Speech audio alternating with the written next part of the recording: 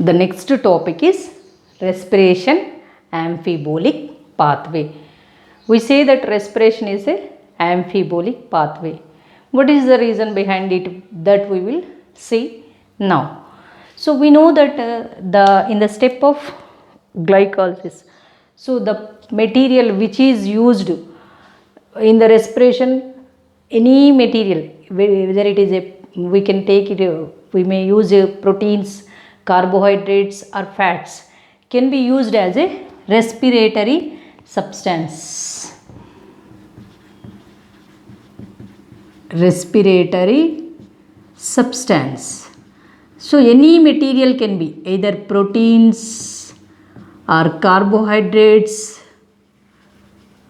or fats. We can use any material as a respiratory. If we know that the carbohydrate pathway, so when carbohydrates are entered into the respiration, carbohydrate means glucose. Carbohydrates means carbohydrates. When carbohydrates enters into the respiration, when we taking the food material as carbohydrates, then that is oxidized. How it happens? So this is turns into carbohydrate, turns into glucose. Glucose transform into glucose 6-phosphate.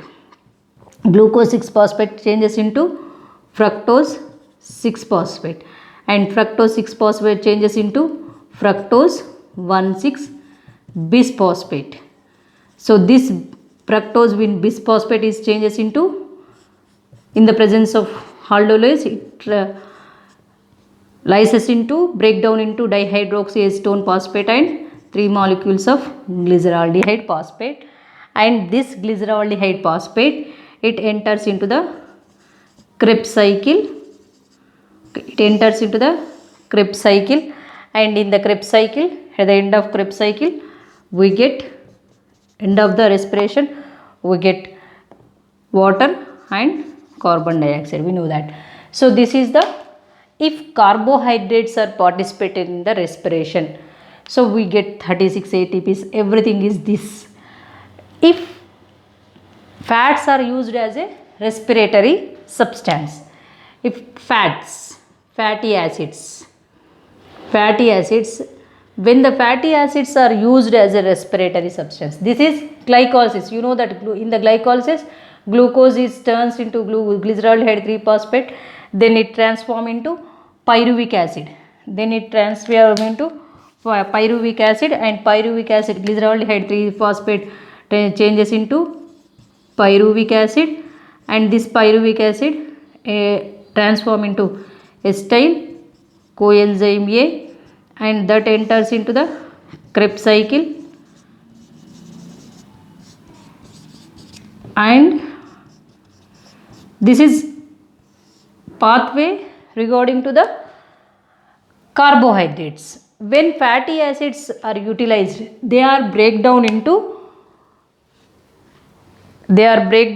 fatty acids. Fatty acids are used as a, when fats are used, not fats, second, fats are used, they are breakdown into fatty acids and glycerol. Fatty acids and glycerol. So this glycerol is transformed into dihydroxyacetone phosphate. This glyceraldehyde phosphate directly it conform into, changes into dihydroxyacetone phosphate, then dihydroxyacetone phosphate changes into glyceraldehyde 3-phosphate, then enters to the Krebs cycle and ATP synthesis takes place. So these steps will be avoided. Then fatty acids, if they want to enter into the Krebs cycle, so they undergo the beta oxidation, and they transform into acetyl coenzyme A. They transform into acetyl coenzyme A. So they changes into, by the process, what is this? Beta oxidation. Process is beta oxidation. By process of beta oxidation, if fats are used as a respiratory substances, if they are used as, they converted into fatty acids and glycerol, directly glycerol it is not transformed into fructose 6 phosphate. Directly it enters in the pathway at dihydroxylase phosphate. If fatty acids by the beta oxidation, they directly transform into acetyl coenzyme A and they join the pathway at acetyl coenzyme A. If proteins are used as, if the proteins what they converted into amino acids. Proteins they converted into amino acids. If proteins are used as a respiratory substance, they converted into amino acids,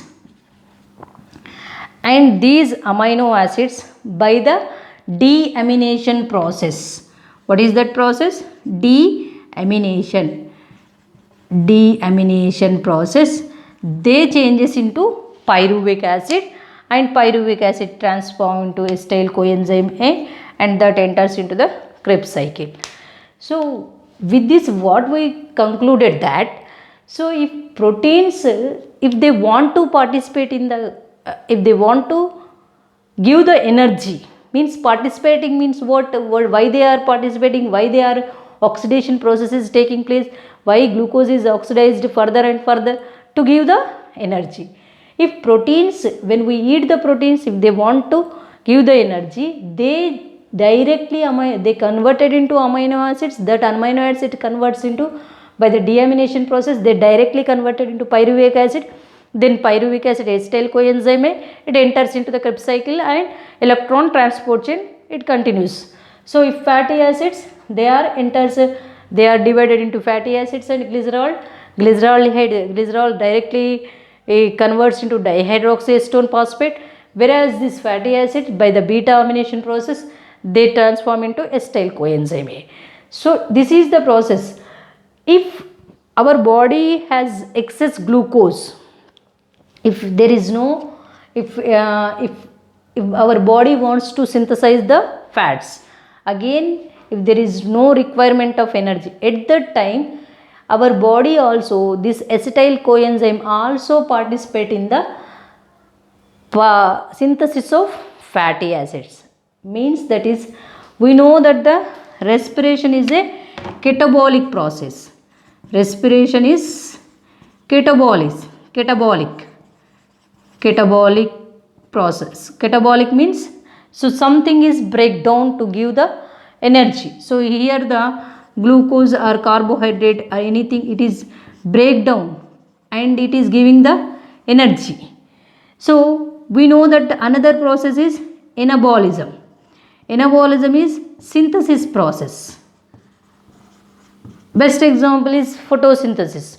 By taking carbon dioxide and chlorophyll, and in the presence of sun, water, they are synthesizing the carbohydrates. So taking several components and synthesizing one complex substance, that is synthesis called anabolism, whereas breakdown process is catabolism. Catabolism is breakdown process. We know that the respiration is a catabolic process, but if our body requires fats, if there excess of glucose is there, that glucose may converted into pyruvic acid. That glucose may converted into, after converting it acetyl coenzyme A, this acetyl coenzyme may participate in the synthesis of fatty acids. At the same time, if body requires any protein, that happens with the proteins also. Means not only we get energy from the proteins or fats, sometimes these compounds also helps in the synthesis process also. So which are components in the respiratory chain or respiration, they also participate in the synthesis process too. So this means that respiration is not only a catabolic process, it is also anabolic process. Means it is a amphibolic pathway. So that is the reason we call the respiration is a amphibolic pathway. So what happening? Fatty acids, whenever fats are going to participate in the respiration by the beta oxidation, they are converted into acetyl coenzyme A.